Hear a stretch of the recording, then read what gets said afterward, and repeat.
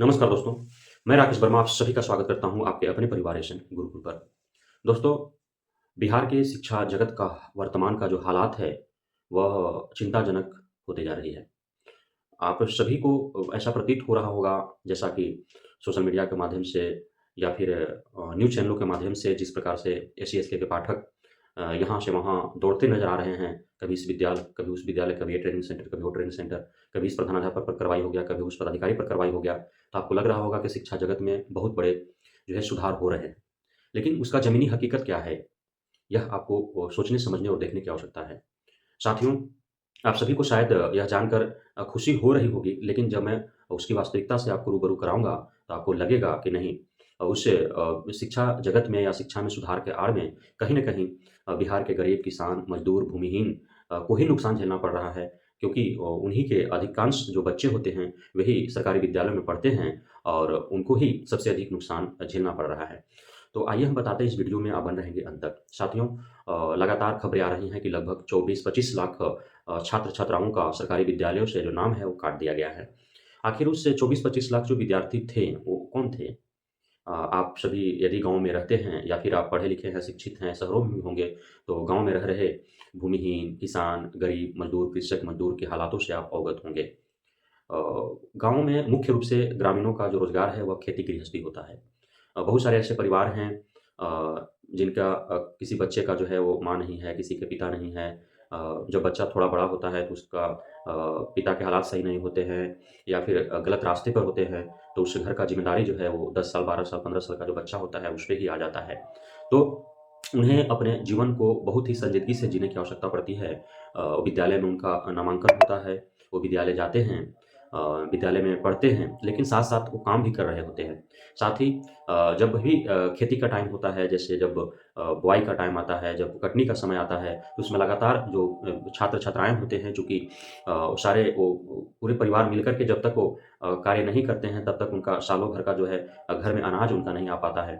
और इस वजह से जो है सभी परिवार को मिल कर के, चाहे वो माता हो, पिता हो, बच्चे हों, सभी को मिल कर के जो है वो खेती के कार्यों में लगना पड़ता है। जो कृषक मज़दूर होते हैं, उन्हें भी, छोटे किसान होते हैं, उन्हें भी, तो ये कार्य करने पड़ते हैं। गरीब होता है, उसका बच्चा जो है कभी-कभी जो है दहाड़ी मज़दूर के रूप में जाकर के काम करना पड़ता है उसको मजबूरीवश। जो है हम आप भरसक प्रयास करते हैं सैद्धांतिक रूप से सिर्फ़ व्यावहारिक तौर पर कौन खुल कर के आता है कि बाल मज़दूरी को रोका जाए। आज भी आप देख पा रहे होंगे चट्टी बाज़ारों में सड़कों के किनारे जो ढाबे होते हैं, जो छोटे-मोटे होटलें होते हैं, उसपे जो है 10 साल, 12 साल, 15 साल का बच्चा जो है वहाँ पे कार्य कर रहा होता है। तो वो बच्चा का भी कहीं न कहीं किसी विद्यालय में नामांकन होता है। ऐसा नहीं है कि नहीं होता है, होता है।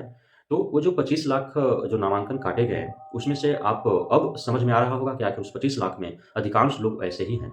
क्योंकि हफ्ता दिन, 10 दिन, 15 दिन लगातार जो विद्यालय नहीं आता है, उसको नाम काटने के लिए जो है दिशा निर्देश है शिक्षा विभाग से। प्रधानाध्यापक भी क्या कर सकते हैं, क्योंकि वह यदि ऐसा नहीं करते हैं, शिक्षा विभाग का दिशा निर्देश का पालन नहीं करते हैं, तो उन पे भी तलवार लटक जाएगा।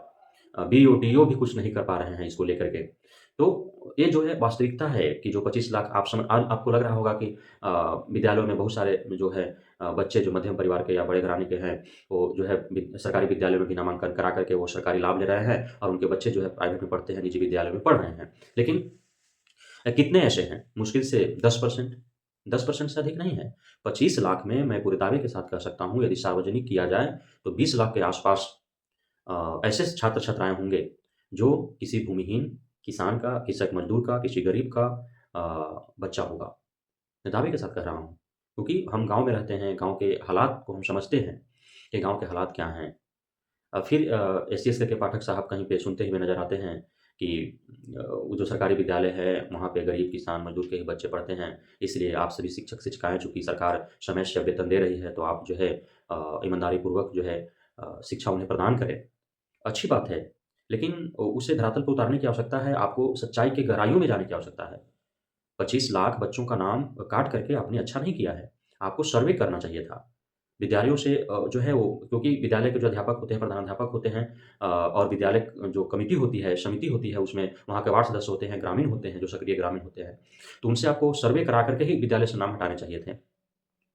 आप सिर्फ़ अनुपस्थिति को देखते हुए वो नाम हटा देना, यह बिल्कुल ही जो है वह गैर कानूनी है, जो है अन्यायपूर्ण है एक तरह से, गैर कानूनी नहीं भी हम कह सकते हैं, तो अन्यायपूर्ण है।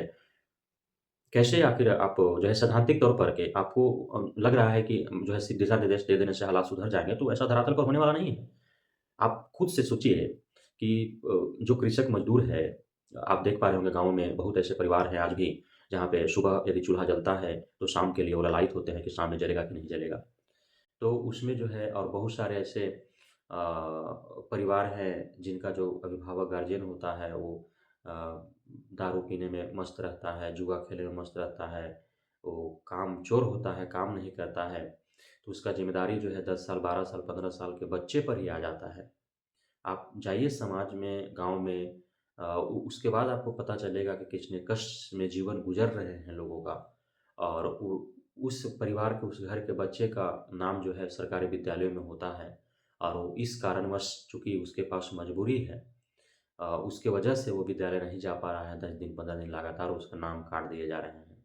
जब खेती के में बुआई के समय आता है तो सारे बच्चे जो है वो लग जाते हैं बुआई के कार्यों में, जब कटनी का समय आता है तो कटनी के कार्यों में लग जाते हैं और ऐसा करना भी आवश्यक हो जाता है। सिर्फ़ जो सक्षम व्यक्ति हैं, उन्हें सिर्फ़ कह देने मात्र से कि बच्चे से कार्य करवा रहा है, बच्चे को विद्यालय नहीं भेज रहा है, लेकिन उसकी मजबूरी को कौन देखेगा आखिर? उसके हालातों को सुधारेगा कौन? यदि उसका बच्चा काम नहीं करेगा, चूँकि उसका जो है पिता दारू पीता है, जुआ खेलता है, कामचोर है, सिर्फ़ समय व्यतीत करता है, तो उसकी अकेली माँ कैसे पालेगी उन बच्चों को? 3-3 4-4 बच्चे हैं, तो बच्चों को भी अपनी माँ के साथ या अपने पिता के साथ उनके कामों में हाथ बटाना पड़ता है और इस वजह से उन्हें जो है विद्यालय छोड़ने के लिए वो विवश हो जाते हैं। लेकिन उसके बाद वो विद्यालय तो जाते हैं ना, जाते हैं विद्यालय। फिर आप जो है जिनका नाम कट जाता है, अब बहुत ऐसे आप बॉन्ड की बात कर रहे हैं, तो कितने लोगों को पता है बॉन्ड के बारे में?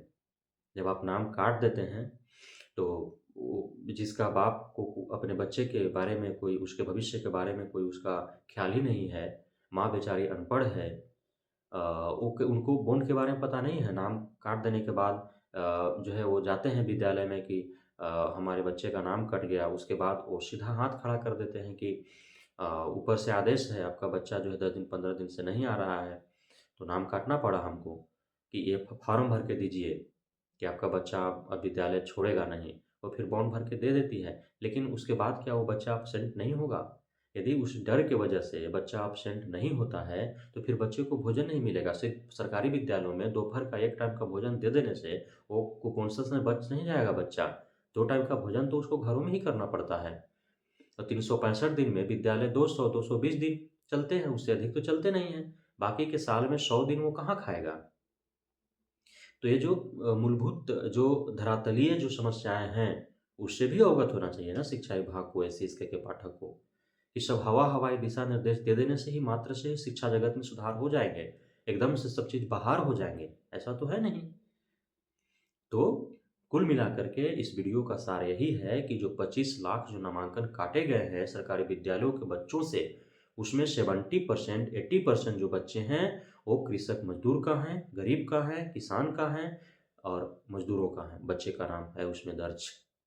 क्योंकि ये हालात आप जब धरातल पर उतर के देखेंगे, तो आपको समझ में आ जाएगा और जो स्थिति जिससे मैंने अवगत कराया, जो गाँव देहात में होता है अ, उससे मैंने अवगत कराया और आप भली-भाँति अवगत हैं, लेकिन ये जो एससी-एसटी के पाठक का जो आपका स्टाइल्स जो है और जितने वो पूरे न्यूज़ चैनलों में, समाचार पत्रों में, विभिन्न सोशल मीडिया के प्लेटफ़ॉर्मों पर जो छाए हुए हैं उस चकाचौंध में जो है, वो कुछ लोगों को लग रहा है कि एसएस के पाठक बहुत अच्छे कार्य कर रहे हैं और शिक्षा जगत में एकदम से परिवर्तन हो गए हैं, सुधार हो गए हैं, तो धरातल पर जो है ये सच्चाई कुछ और है मेरे मित्रों। तो आपको इससे अवगत होने की आवश्यकता है और मैं पुनः अभिभावकगणों को सक्रिय होने के लिए मैं उन्हें जो है उत्प्रेरित करूँगा कि वे सक्रिय हों, इसके प्रति सजग हों। क्योंकि उसके उससे जो है नुकसान आप ही का हो रहा है।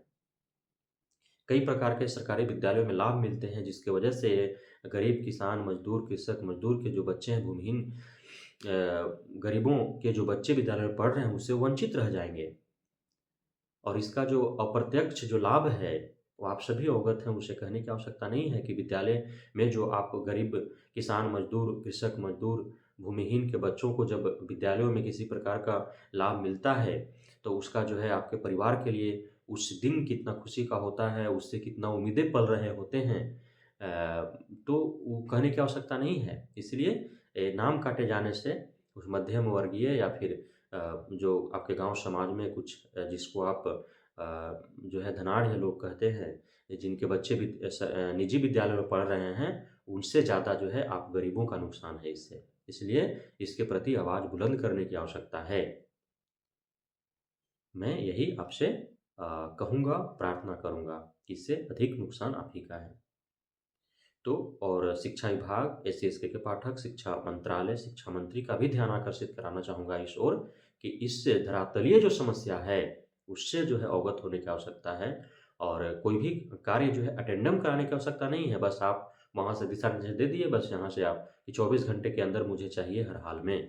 नहीं, आप वो जो है विद्यालय का कमिटी है, प्रधानाध्यापक हैं, वो अपने जो भी बच्चे उनके यहाँ आते हैं, उनके पारिवारिक समस्याओं से अवगत होते हैं, वो सर्वे करें कि जो है कौन किसे जो है नाम हटाए जाने की आवश्यकता है, जो गलत फ़ायदा उठा रहा है सरकारी विद्यालय में नामांकन करा कर के और किसके साथ मजबूरी है, जो विद्यालय में नामांकन करने के उपरांत जो है, वो साल में 6 महीना एक विद्यालय आ पाता है और 6 महीना नहीं आने के पीछे उसका कोई न कोई मजबूरी रहा होगा। तो ये सर्वे के आधार पर जो है आपको नामांकन काटने चाहिए, नाम हटाने चाहिए, ना कि 24 घंटे के अंदर बस डिसीज़न दे दिए, 24 घंटे के अंदर हमको चाहिए तो चाहिए, नहीं तो फिर कार्रवाई हो जाएगी। तो ऐसा करने से सुधार नहीं हो जाएगा। बच्चे घोड़े नहीं हैं, शिक्षक-शिक्षिकाएँ घोड़े नहीं हैं कि चाबुक मार-मार के आप जो है उनको रेस जिता देंगे। एकदम से परिवर्तन नहीं होने वाले हैं।